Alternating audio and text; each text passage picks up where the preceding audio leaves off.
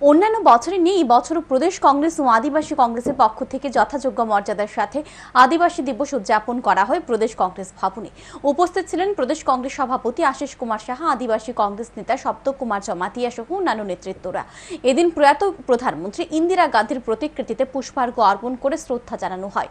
তারপর প্রদেশ কংগ্রেস সভাপতি আশিস কুমার সাহা জানান, ত্রিপুরা জনজাতি স্বশাসিত এলাকার জনক ছিলেন ইন্দিরা গান্ধী। তিনি সংবিধান সংশোধন করে ত্রিপুরা রাজ্যের জনজাতিদের অর্থনৈতিক ও সামাজিক অধিকারের জন্য ষষ্ঠ তপশিল করেছিলেন। তাই এদিনে ইন্দিরা গান্ধীর প্রতি শ্রদ্ধা জানানো হয়েছে।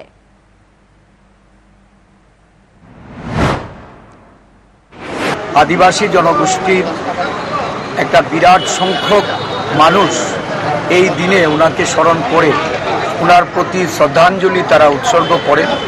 আজকে ত্রিপুরা প্রদেশ কংগ্রেসের উদ্যোগে সারা রাজ্যে প্রতিটা জেলা ব্লক কংগ্রেস কমিটি যথাযোগ্য মর্যাদার সঙ্গে সারা রাজ্যে দিনটি পালন করছেন।